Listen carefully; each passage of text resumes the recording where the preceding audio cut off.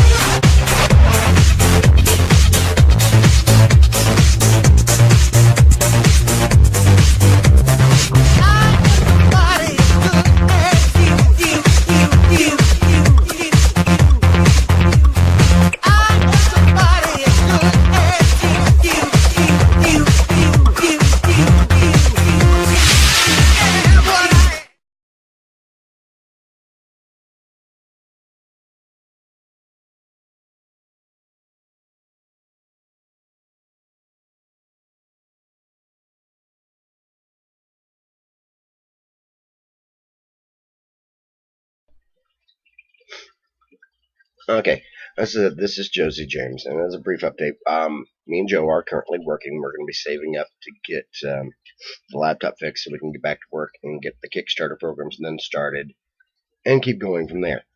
And which ties right into what we're talking about today, which is suicide. Um, uh, to me, suicide's always been about giving up, allowing things to get to you, and just not wanting to care anymore. Now there are different types of suicide, euthanasia, which is usually where someone's too they've gotten up there in years and they just really can't deal with pain, whatever.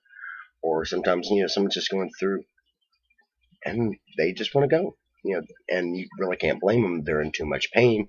Medications aren't helping, or medications are turning them pretty much into zombies, and that's when the value of their life has dropped. There is no reason to go on anymore for real. They can't do anything. They're bedridden. They're in constant pain. That I can understand.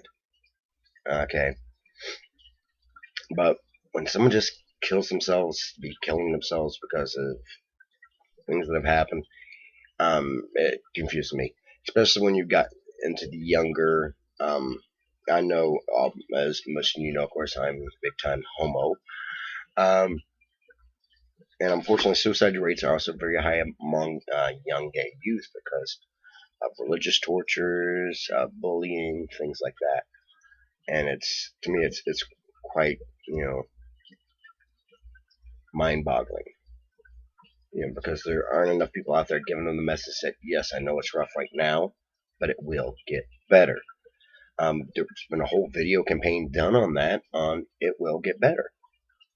You just got to give yourself time and just keep going. Now, in reference to Fluffy,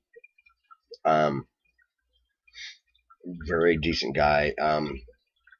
I used to tease him like any of you know me personally, I have a bad habit of teasing straight people. Shame on me. But he always took it in good stride. He'd blush, he'd laugh. Unfortunately, one of the things he was wanting to do, and he was in college, was get into law enforcement. Now, apparently, the night that he committed suicide, he got a DUI. Apparently, it had a couple. It apparently shouldn't have been, but he automatically thought, from what I understand, that his ideal of wanting to go into law enforcement to help others and do the right thing and stop the bad guys and all that good stuff was over because of a DUI. No. And wish he had reached out and talked to somebody. And that's why I'm also including with this at the end of this, the phone number for the suicide hotline. So anybody thinks they have a reason to end it, please call that number first. Okay? Or if you have friends who are going through similar, but they seem to be talk Talk with somebody.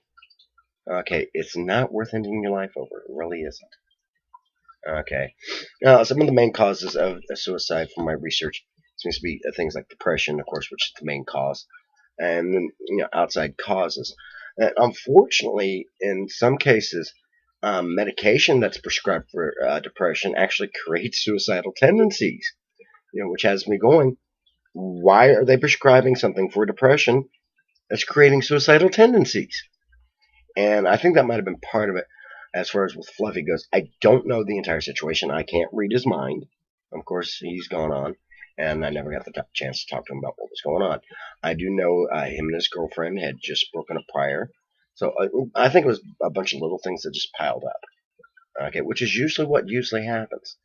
So anyone who's actually watching this gets to the point where they think, why am I bothering? I just go ahead and end it. Break down what you think the problems are.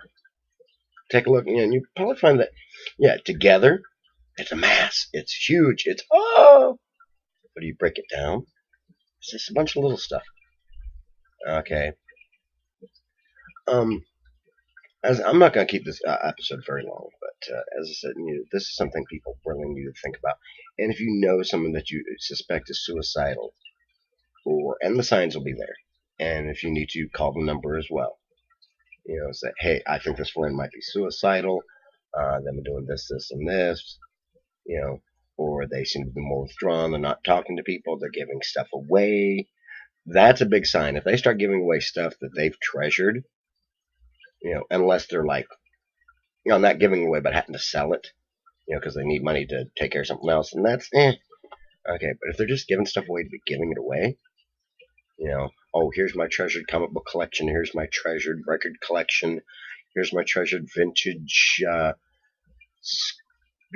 monogram skunks or whatever. Those are things to watch for. Okay. But again, other signs, and if you yourself are going through this, as I said, please call the number on the screen that will be at the end of this. But to me, there is no reason to give up. If as you know, me and Joe have the dream of getting Prince of the Amazons off the ground.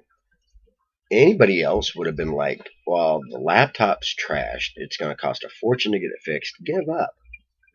We're not giving up. Even though right now, just here the thoughts show, I'm not doing much in interviews, unfortunately. I'm having to make sure just the sound quality, because the last episode I'm using friend's laptop to record this. But I haven't given up yet, even though we have been driven to wanting to. Okay, just because money being so tight and everything else, but we're still going, and that's what I say to anybody: don't give up. Okay, talk to somebody. Find somebody in the psychiatric field. There's the phone number I'm going to be presenting with this, but don't give up.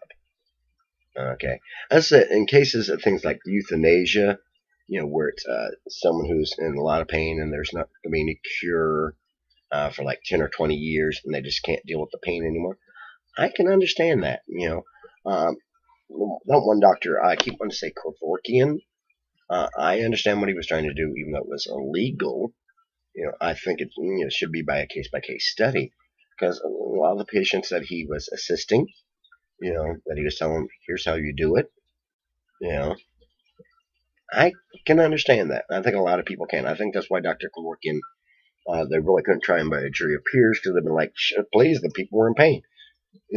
He didn't commit this, he didn't kill them. He just gave them the directions of how to, which is understandable. He's like, well, I can lose my license over this, but there's no cure. Okay.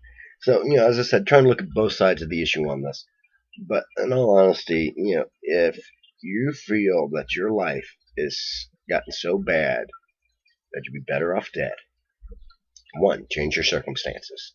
2, get out of the situation that you're in. And 3, talk to somebody. That's the most important part in all of this. Talk to somebody. Preferably somebody in the psychiatric field. Some religious, your church leaders, some of them will understand and be able to help you talk about it. Now, if it's a gay issue, I'm not really gonna say you can go to a religious leader, unless you happen to know that the church in question happens to be diversified, and that they're like, well, we've taken a look at this, and we don't really see this as a major sin. It's to us, it's like telling a little white lie or something.